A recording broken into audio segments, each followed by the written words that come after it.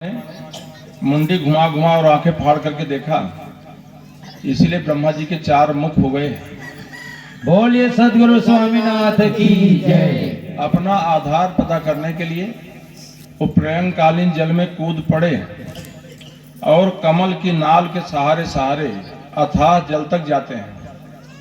जब उनको अपने आधार का कुछ भी पता नहीं चला तो हड़बड़ा करके आते हैं और कमल के ऊपर ही विराजमान हो जाते हैं। बाद में आकाशवाणी होती है कि तप, हे ब्रह्मा जी आप तप करो। भक्तजनों, ब्रह्मा जी तपस्या करने लगे। एक दिन आश्चर्यजनक घटना घटी कि ब्रह्मा जी का शरीर दो भागों में विभक्त हो गया। उनके दाहिने अंग से महाराज मनु और बाएं अंग से महारानी शतरूपा की उत्पत्ति हुई। यही महाराज मनु और महारानी शतरूपा हम सबके पितामह कहे जाते हैं, परदादा। महाराज मनु और महारानी शतरूपा हाथ जोड़कर भगवान ब्रह्मा से प्रार्थना किए कि हे पिताश्री, मेरे लिए क्या आदेश है। ब्रह्मा जी ने कहा, जो भगवान नारायण की इच्छा है, तुम लोग संतान उत्पन्न करो और सृष्टि का विस्तार करो। तो महाराज मनु ने कहा कि हम लोग संतान तो उत्पन्न करेंगे, लेकिन लोग रहेंगे कहाँ? चारों तरफ जल ही जल है, अब पृथ्वी जल में समाई हुई है और उसको मुरु और हिरण्याक्ष नाम का दैत्य उसकी रक्षा किया करते हैं। ब्रह्मा जी बड़े विचार में पड़ गए। अचानक उनको छींक आ जाती है। उनके बाईं नासिका से एक अंगूठे प्रमाण का एक जीव उत्पन्न हुआ और देखते ही देखते विशाल स्वरूप हो गया। उसके रोम जैसे कांटे जैसे तीक्ष्ण थे। वो साक्षात भगवान वाराह नारायण थे। प्रेम सुनिए, वाराह नारायण भगवान की जय। यही भक्तजनों भगवान का सूकर रूप अवतार है। उन्होंने पूछा कि भगवान मेरे लिए क्या आदेश है। भगवान ब्रह्मा ने कहा, चूंकि पृथ्वी जल में डूबी हुई है और हिरण्याक्ष नाम का दैत्य उसकी रक्षा करता है, आप पृथ्वी को लाकर जल के ऊपर स्थित कर दो। तो वाराह नारायण भगवान घूर घूर घूर घूर जैसे जानवर सूंघता है उसी तरह से पृथ्वी का पता करते हैं और प्रलयकालीन जल में कूद पड़े। भीतर जाकर के देखते हैं हिरण्याक्ष नाम का दैत्य पृथ्वी की रखवाली कर रहा था। वाराह नारायण भगवान अपने ही दाढ़े के ऊपर पृथ्वी को रखे और ऊपर लेकर के आने लगे। हिरण्याक्ष भगवान से युद्ध करने लगा। भगवान ने विचार किया कि इसके साथ समय बर्बाद करने का कोई फायदा नहीं है। उसके मुंह के ऊपर बाएं हाथ से एक थप्पड़ जोर से मारा। उसको चक्कर आ गया, उसके नथनों से खून गिरने लगा और गिर पड़ा। भगवान लाते हैं, पृथ्वी को जल के ऊपर स्थित कर देते हैं। अब बाद में जाते हैं, जा करके हिरण्याक्ष का वध कर देते हैं। प्रेम सुनिए, वाराह नारायण भगवान की जय। भक्तजनों, प्रश्न उठता है कि आखिर हिरण्याक्ष दैत्य था कौन? भक्तजनों, हिरण्याक्ष और हिरण्यकश्यप दो भाई थे। ये दोनों कश्यप की संतान थे। कश्यप ऋषि थे। कश्यप की दो पत्नियां थी। एक का नाम था दिति और एक का नाम था अदिति। दिति का मतलब क्या होता है?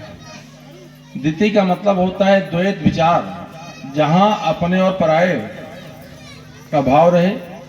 ये मेरा और ये तेरा है, जहां यह भाव रहता है उसी को दिति कहते हैं। अदिति अर्थात नहीं है एक के सिवा और कोई दूसरा।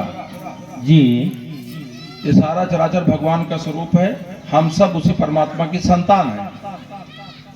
जो इस तरह से सोचता है उसी को अदिति कहा जाता है।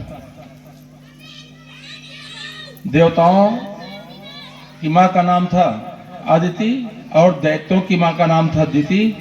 देवता और दोनों के पिता कौन थे? कश्यप ऋषि। कश्यप जी तपस्या कर रहे थे। दिति ने कश्यप जी की बहुत सेवा करी।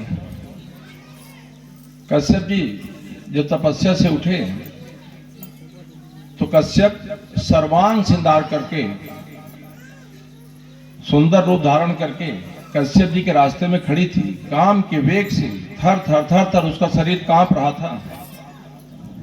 कश्यप जी ने देखा, कहा देवी तुमने मेरी बहुत सेवा किया है, तुमको जो भी वरदान मांगना हो मांग लो, मैं तुम्हारे ऊपर बहुत खुश हूं।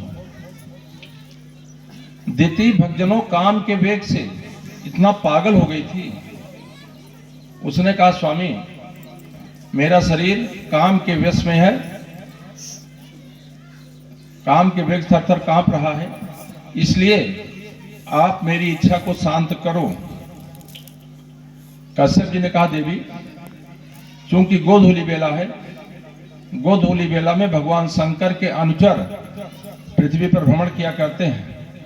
यह कार्य संध्या गायत्री का है, यह ऐसे अशुभ कामों के लिए समय नहीं अच्छा होता। लेकिन दिति तो दूसरे भाव में थी। दिति कश्यप के वस्त्र को पकड़ लेती है। कश्यप जी भगवान का विधान समझ करके उसकी इच्छा को शांत किए। जैसे ही भक्तजनों दिति के ऊपर से काम का प्रभाव खत्म हुआ, उसको अपने किए पर बड़ा पश्चाताप होने लगा। वो हाथ जोड़कर प्रार्थना करती है, हे स्वामी मुझसे बहुत बड़ी भूल हो गई, आप मुझको क्षमा कर दो। कश्यप ने कहा देवी तुमने बहुत बड़ा अपराध किया है, जिसकी वजह से तुम्हारे गर्भ में 2 राक्षस वीर पल रहे हैं, जिनसे देवताओं को बहुत कष्ट होगा। दिति ने कहा स्वामी अगर मेरे पुत्रों से देवताओं को कष्ट होगा तो आप ऐसा कुछ करो कि जिससे मेरे पुत्र मेरे गर्भ से बाहर ही ना आए। कश्यप जी ने कहा एक चीज है कि तुम्हारे पुत्रों का उद्धार करने के लिए भगवान स्वयं अवतार धारण करेंगे। बोलिए सदगुरु स्वामीनाथ की जय। तब जाकर के दिति को कुछ सांत्वना मिली। दिति भक्तजनों दिव्य 100 वर्ष तक अपने गर्भ को धारण किए रही है। उसके गर्भ के प्रभाव में आकर के सारे के सारे देवता परेशान हो गए, सब गए भगवान की शरण में। भगवान ने कहा देवताओं तुम चिंता मत करो, दिति के गर्भ में 2 राक्षस पल रहे हैं, हिरण्याक्ष और कश्यप, जिसकी वजह से तुम लोग परेशान हो। हिरण्याक्ष और कश्यप कौन थे भक्तजनों? ये पूर्व जन्म के भगवान विष्णु के 2 पार्षद थे। एक का नाम था जय और एक का नाम था विजय जी। एक बार सनकादिक ऋषि, ये सनकादिक ऋषि 4 भाई हैं, चारों सैकड़ों साल के हैं, लेकिन हमेशा 5 साल के दिखाई पड़ते हैं बालक शरीर के, और दिगंबर शरीर के ऊपर कोई वस्त्र धारण नहीं करते। इनकी अबाध गति, जहां चाहे आ सकते, जहां चाहे जा सकते हैं। सनक, सनंदन, सनातन और सनत कुमार चारों ने एक बार विचार किया कि हम चले वैकुंठ और चल करके भगवान विष्णु का दर्शन करते हैं। तो चारों भाई गए। भगवान विष्णु के महल में 6 ड्योढ़ियां हैं, 6 ड्योढ़ियां पार करो तो 7वीं ड्योढ़ी में भगवान का प्रसाद है, महल जहां भगवान का दर्शन मिलता है। तो ये सनकादिक ऋषि 6 ड्योढ़ी तो पहुंच गए। जैसे 6ठी ड्योढ़ी पर पहुंचे तुरंत जय और विजय आकर के इनका रास्ता रोक लेते हैं। कहा इसके आगे तुम नहीं जा सकते हो। जानते हैं ये 6 ड्योढ़ियां हैं क्या? ये मनुष्य के अंदर का जो खड़ विकार है यही 6 ड्योढ़ी है। काम, क्रोध, लोभ, मोह, मद और मत्सर। जिसके अंदर एक खड़ विकार रहता है वास्तव में भगवान का दर्शन भगवान के महल के भीतर में जाकर के नहीं प्राप्त कर सकता। सनकादिक ऋषियों के अंदर सब कुछ था, लेकिन उनके अंदर क्रोध बहुत जबरदस्त था। जैसे जय और विजय देखे 6ठी ड्योढ़ी पर लोग आ गए, वो आकर रास्ता रोक दिया, कहा इसके आगे नहीं जा सकते हो। सनकादिक ऋषियों को तुरंत क्रोध आ गया। उन्होंने कहा अरे मूर्खों, तुम कैसे वैकुंठ